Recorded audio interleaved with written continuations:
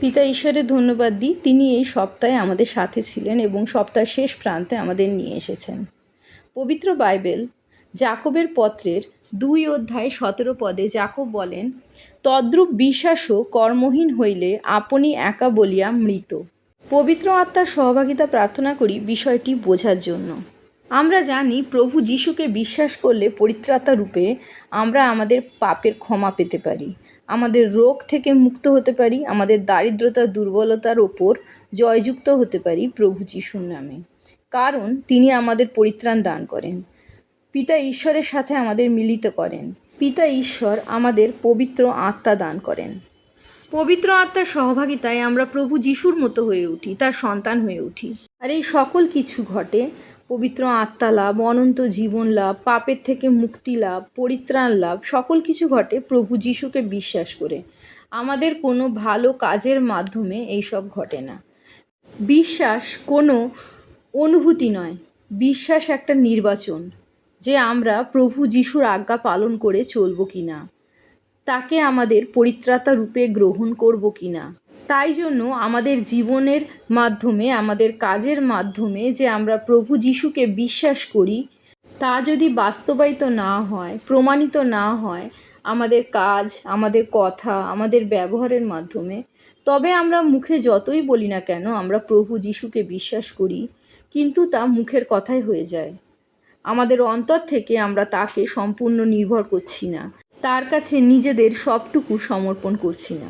উদাহরণ হিসেবে যাকব বলেন, কোনো ভ্রাতা কিংবা ভগিনী বস্ত্রহীন ও দৈবশিক খাদ্যবিহীন হইলে যদি তোমাদের মধ্যে কোনো ব্যক্তি তাহাকে বলে, কুশলে যাও, উষ্ণ ও তৃপ্ত হও, কিন্তু তোমরা তাহাদের শরীরের প্রয়োজনীয় বস্তু না দেও, তবে তাহাতে কি ফল দর্শিবে? তিনি প্রশ্ন করছেন, অর্থাৎ আমার ভ্রাতা যদি কোনো অভাবে থাকে, আমার ভাই, আমার বোন, আশেপাশের প্রতিবেশী অভাবে থাকে এবং আমার সঙ্গতি আছে, ক্ষমতা আছে তাকে সাহায্য করার, কিন্তু আমি আমার পার্থিব জিনিস দিয়ে তাকে সাহায্য না করে তার জন্য শুধু প্রার্থনা করছি যেন ঈশ্বর তাকে সাহায্য করেন, তখন আমাদের বিশ্বাস কোথায়?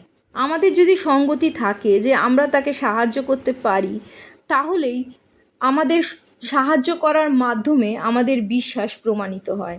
কারণ প্রভু যিশু আমাদের তার জন্য আশীর্বাদ করে পাঠালেন, আমাদের সুযোগ দিলেন কোনো মানুষের আশীর্বাদ হওয়ার। আমাদের পানপত্র যা তিনি উথলিয়ে দিচ্ছেন আশীর্বাদে, তার অনুগ্রহে, তা কোনো মানুষের কাছে পৌঁছানোর। তা কখনোই আমাদের নিজেদের কাছে সীমিত থাকার জন্য পিতা দেন না। পুরাতন নিয়মে অব্রাহাম তার কাজের মাধ্যমে কিভাবে বিশ্বাস প্রমাণ করেছিলেন তার উদাহরণও যাকব দেন। তিনি বলেন, আমাদের পিতা অব্রাহাম কর্মহেতু অর্থাৎ যজ্ঞবেদীর ওপরে আপন পুত্র ইসাহাককে উৎসর্গকরণ হেতু কি ধার্মিক গণিত হইলেন না? তুমি দেখিতেছ বিশ্বাস তাহার ক্রিয়ার সহকারী ছিল এবং কর্মহেতু বিশ্বাস সিদ্ধ হইল। অব্রাহামকে পিতা ঈশ্বর আশীর্বাদ করেছিলেন তিনি বহু জাতির পিতা হবেন। কখন? যখন তার কোনো সন্তান ছিল না। তাকে আশীর্বাদ করার প্রায় 25 বছর পরে তার এবং সারার পুত্র সন্তান হয় ইসাহাক। ঈশ্বরের সেই প্রতিজ্ঞা পূর্ণ হয়। পিতা ঈশ্বর সেই প্রতিজ্ঞাযুক্ত সন্তানকেই অব্রাহামকে বলেছিলেন যেন যজ্ঞবেদীতে সমর্পণ করেন। অব্রাহাম কিন্তু পিতা ঈশ্বরের বাধ্য হয়েছিলেন এবং তার সন্তানকে নিয়ে গিয়েছিলেন উৎসর্গ করার জন্য। তার এই পশ্চাদের মাধ্যমে, তার এই কাজের মাধ্যমে তিনি প্রমাণ করলেন তার জীবনে তার প্রিয় পুত্র ইসাহাকের থেকেও প্রথম স্থান পিতা ঈশ্বরের, এবং তার আজ্ঞা পালন করা তার জীবনের প্রধান কর্তব্য বলে তিনি মনে করেন। আর এই কাজের জন্য তাকে পিতা ঈশ্বরের বন্ধু বলা হয়েছিল। এখানেই যাকব বলেন, তোমরা দেখিতেছ কর্মহেতু মনুষ্য ধার্মিক গণিত হয়, শুধু বিশ্বাস হেতু নয়। এই পদটি যদি আমরা এই পুরো ঘটনা থেকে আলাদাভাবে প্রেজেন্ট করি, তখন খ্রিস্ট বিশ্বাসীর মনে সন্দেহ হতে পারে যে তার মানে আমরা আমাদের কাজের মাধ্যমে বা আমাদের কর্মের মাধ্যমে ধার্মিক গণিত হব, প্রভু যিশুর ওপর বিশ্বাস দ্বারা নয়। কিন্তু আমাদের ভালো কাজের মাধ্যমে ধার্মিক গণিত হওয়ার কথা এখানে বলা হয়নি। এখানে বলা হয়েছে আমাদের কাজের মাধ্যমে যখন আমরা প্রভু যিশুর ওপর বিশ্বাস করি, তা আমাদের জীবনে প্রমাণিত হয়, তখন আমরা ধার্মিক গণিত হই। কিন্তু যদি আমরা মুখে বলি যে আমরা ঈশ্বরকে বিশ্বাস করি, কিন্তু ঈশ্বরের আজ্ঞা, প্রভু যিশুর আজ্ঞাগুলি আমরা পালন না করি আমাদের জীবনে, তিনি তার যে আজ্ঞা আমাদের দিয়ে গেছেন, যেমন তিনি আমাদের ভালোবাসেন, আমরা যেন আমাদের চারপাশের মানুষজনকে ঠিক তেমনই ভালোবাসি, সেই আজ্ঞাটি যদি আমরা পালন না করি, তবে আমাদের বিশ্বাসের কোনো মূল্য নেই।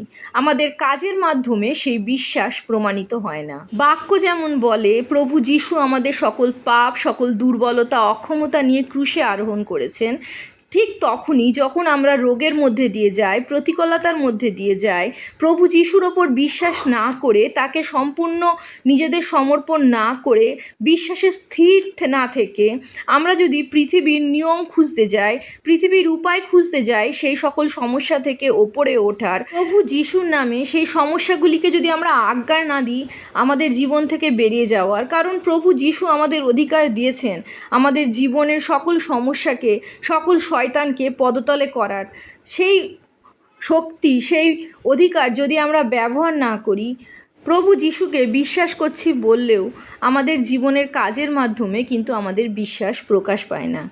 তাই তো যাকব 2 অধ্যায় শেষ পদে 26 পদে বলেন, বাস্তবিক যেমন আত্মাবিহীন দেহ মৃত, তেমনি কর্মবিহীন বিশ্বাসও মৃত। আমাদের জীবনে যে কোনো প্রতিকূলতার মধ্যে আমরা যদি প্রভু যিশুর দিকে তাকিয়ে থাকি, তবে তিনি আমাদের উদ্ধার করতে সক্ষম। পিতর সেই জলের ওপর দিয়ে প্রভু যিশুর দিকে যখন হেঁটে চলেছিল, তখন কিন্তু প্রথমে সে হাঁটছিল, যতক্ষণ না তার পারিপার্শ্বিক পরিস্থিতির দেখে সে সন্দেহ করেছিল, এবং সন্দেহ করা মাত্র সে ডুবে যাচ্ছিল। কিন্তু প্রভু যিশু তাকে ধরে নিয়েছিলেন এবং বলেছিলেন, তোমার বিশ্বাস অল্প। পিতরের কাজের মাধ্যমেই তার বিশ্বাস প্রকাশ পাচ্ছিল, এবং সেই অবিশ্বাসও তার সেই কাজের মাধ্যমেই প্রকাশ পায়।